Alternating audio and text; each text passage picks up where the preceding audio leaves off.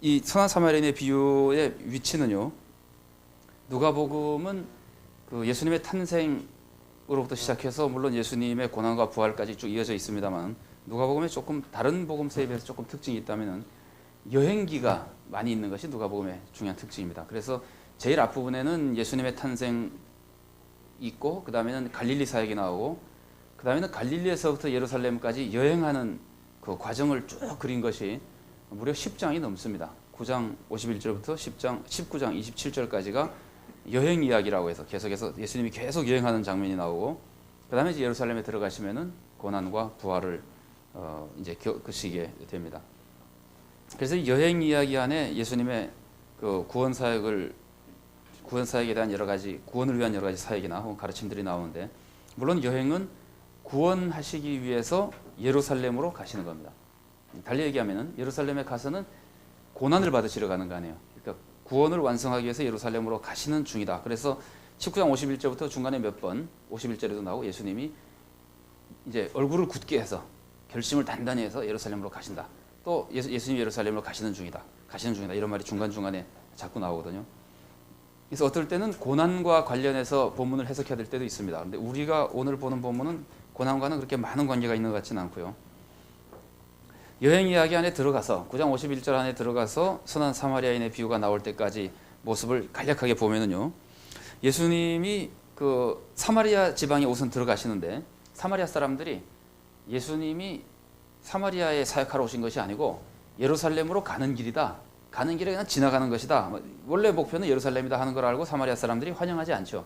그랬더니 예수님의 제자들이 사마리아 사람들에서 아주 분노합니다.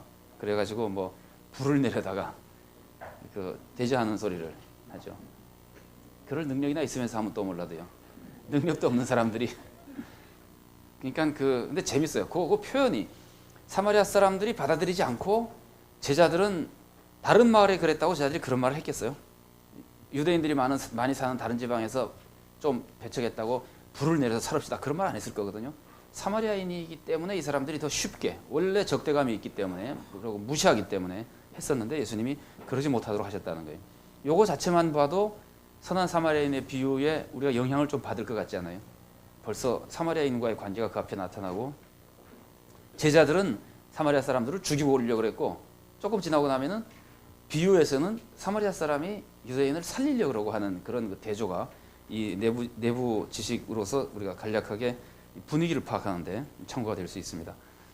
그 다음에는 예수님을 따르는 문제에 대해서 예수님께서 교훈을 하시는데 인자는 머리 둘 곳도 없다 뭐 이런 말씀을 하시면서 예수님을 따르는 것이 얼마나 어려운 일인가.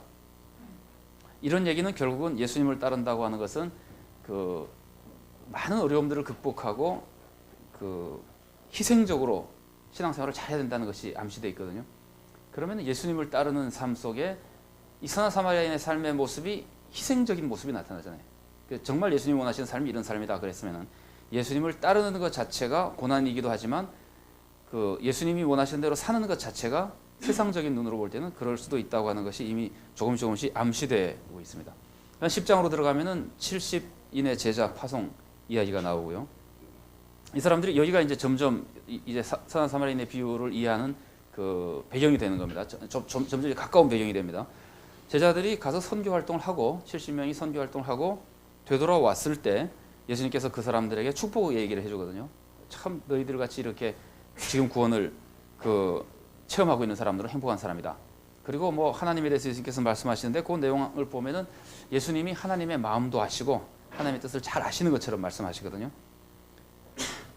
어떻게 했어요? 여러분들이 우리가 지금 그 신학교육을 제대로 받고 교회 목사로서 있는데 어느 날 평신도가나 젊은이가 일어나가지고 하나님에 대해서 막 떠들어대면은 조금 안이 꼽지 않겠어요? 저놈이 함부로 저런 말할 자격이나 있는 놈인가 할 수도 있는데 이 분위기가 그런 분위기가 좀 포함되어 있습니다.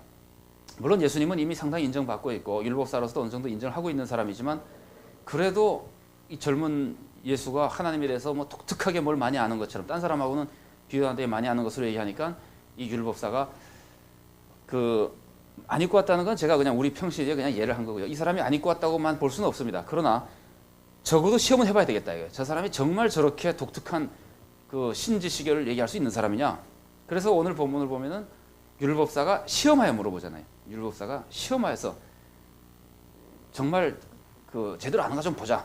영생을 얻는 길이 무엇입니까? 하고 이제 물어봄으로써 시험에서 물어보거든요. 그러니까 이 비슷한 내용이 다른 복음서에서 다른 분위기에서 나올 때 그 배경이나 예수님이 말씀하시는 그 목적이나 이런 게 다 다르다고 하는 것을 우리가 잘 이해할 수 있습니다. 그러니까 이 본문에서는 이 사람이 시험해서 물어봅니다. 그랬더니 예수님께서 선한 사마리아인의 비유를 얘기하시게 되는데, 물론 그 전에 조금 대화가 더 있죠, 그죠? 그 얘기는 우리가 조금 이따 더 하기로 하고, 이런 배경 속에서 이 말씀을 하셨고, 비유 다음에는 마르다 마리아 이야기가 나옵니다. 10장 38절부터 42절에 이 10장 38절부터 42절은요, 제가 가끔 뭐 그 선한 사마리아인의 비유를 얘기할 때마다 요 비유 다음에 무슨 얘기가 나오는지 아십니까? 그러면은 아는 사람이 보통은 별로 없거든요. 왜냐하면 우리가 스토리는 다 따로따로는 알아도 그 두 개가 어떤 인과관계를 가지고 구성되어 있느냐는 보통은 모르는 경우가 허다해요. 그래서 그 다음에 무슨 얘기가 나오는지 모르는 경우가 많은데, 특별히 성경을 많이 읽으신 분이 아닌다면은 이게 이제 이런 관계를 가지고 있습니다 하고 얘기를 소개해드리고 나면 대부분은 이제 그 다음에 그 얘기가 나오는 걸 이제 기억하시게 되고 안 잊어버리게 됩니다. 그런데 이 뒤에 마르다 마리아 이야기는 선한 사마리아인의 이야기와 그 비유와 너무 가까이 연결되어 있어서 학자들 중에는 우리가 지금 오늘 25절부터 37절까지를 본문으로 봅니다만 25절부터 42절까지 마르다 마리아 이야기까지 합쳐서 전체를 한 문단으로 보는 분들도 많습니다. 이제 그렇게 보게 되는 이유는 지금은 뭐 누가복음을 공부하시는 대부분의 사람들이 그 인정하고 있는 구조인데요. 이 구조를 놓고도 어느 만큼 가까우냐는 거에 대해서는 좀 반대하는 사람들이 있지만 대부분은 인정하는 구조로서 많이 존중받고 있는 것이 25절부터 42절까지가 교차 대칭 구조를 형성하고 있다는 겁니다. 여러분 그 가지고 있는 자료에 교차 대칭 구조가 그려져 있죠. 그래서 그 질문을 예수님을 시험해서 질문을 했을 때 예수님께서 반문하시면서 넌 어떻게 알고 있느냐 그랬을 때 이제 이 사람의 말이 그럼 영생을 얻는 길은 하나님을 사랑하는 것이고 이웃을 사랑하는 것입니다. 그랬잖아요. 그러니까 예수님이 맞다 뭐 이래서 그렇게 행하면 된다. 그랬더니 이 사람이 금방 그러면 이웃은 누굽니까 하고 물어보잖아요. 그래서 하나님을 사랑하는 것 여러 가지 이제 중요한 수식어가 있지만 다 빼고요. 하나님을 사랑하는 것과 이웃을 사랑하는 것입니다. 그랬을 때 예수님이 그 다음 문단에서 가르쳐 주는 것은 이웃 사랑에 대한 교훈이잖아요. 그래서 이웃 사랑에 대한 교훈을 가르쳐 줘 가지고 두 번째 나온 이웃 사랑하고 그 첫 번째 나온 선한 사마리아인의 비유가 연결이 대응이 되고 그다음에 그 다음에 나오는 마르다 마리아 이야기와 하나님을 사랑하는 것이 연결된다는 거예요. 그래서 이제 마리아가 예수님 무릎 앞에 앉아서 예수님으로부터 말씀을 듣는 것이 이 누가가 이걸 구성할 때 근데 장면이 바뀌어 버렸거든요. 전혀 다른 장면에서 나오거든요. 그러니까 그 소위 내러티브의 흐름으로 보면은 장면이 바뀌고 사람이 다 바뀌었기 때문에 새로운 문단이라고 볼 수 있습니다. 그러나 누가는 그 구성을 이용해서 이 그 교차대칭법이라고 하는 것을 구성해주고 형성해주고 그래서 우리들에게 이 플롯 안에서 이제 이어주게 만든다는 겁니다.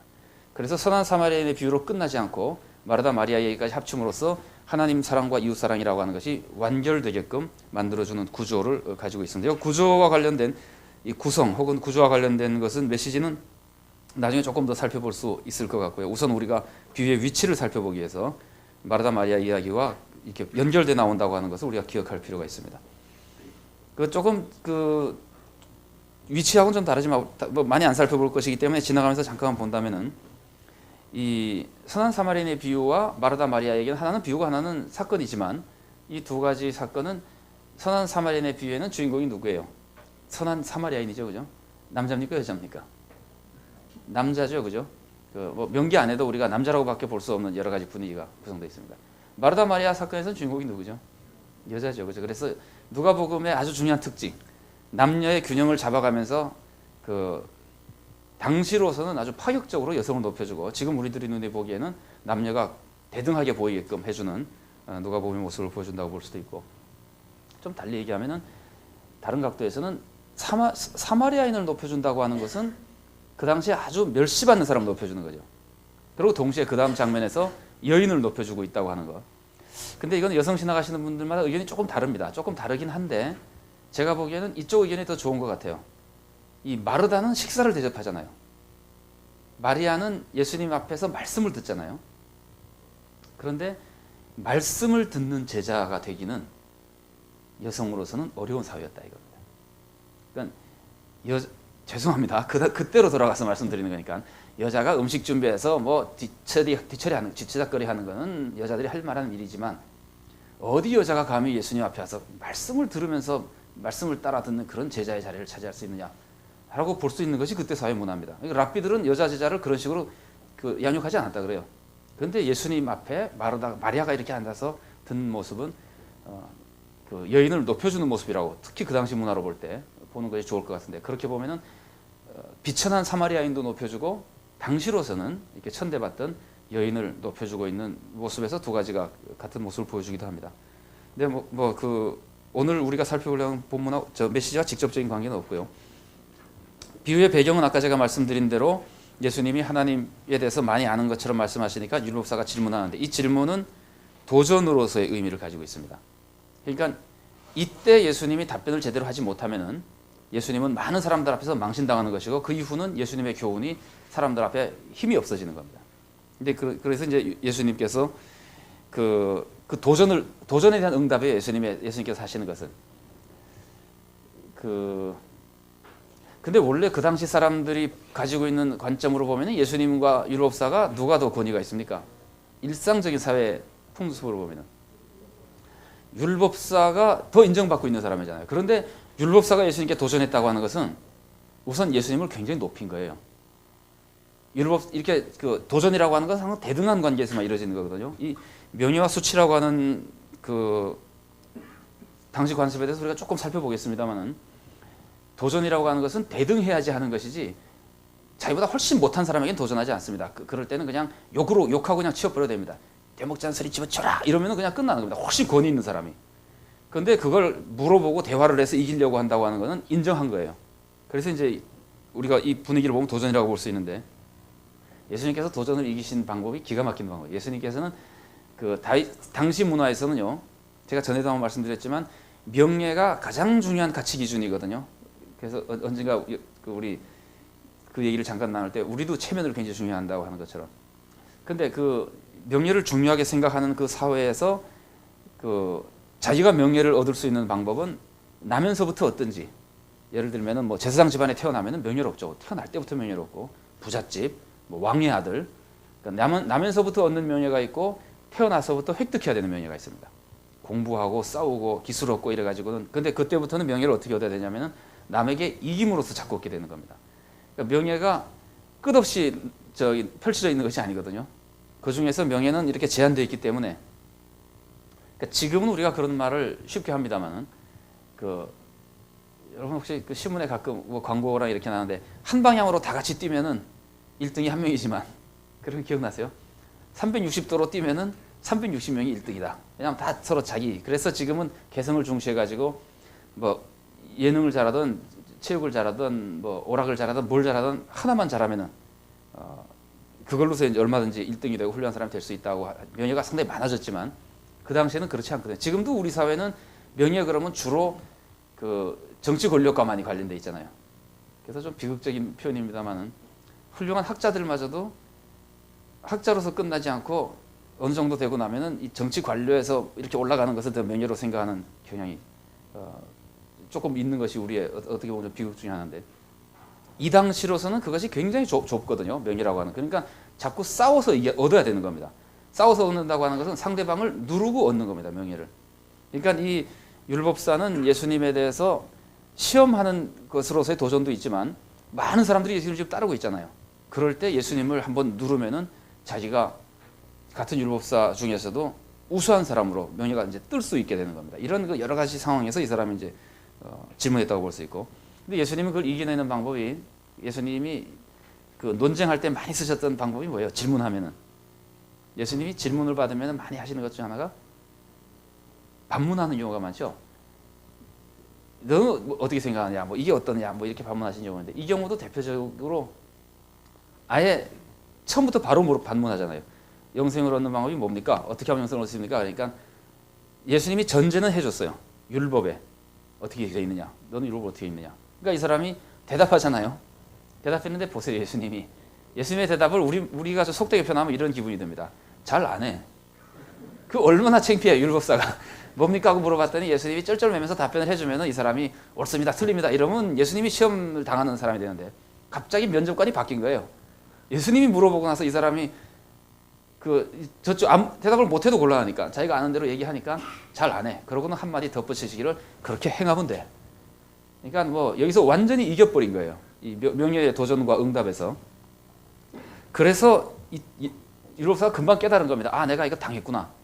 그래서 두 번째 질문을 하는 겁니다. 이겨야 되니까. 그러면 좋다.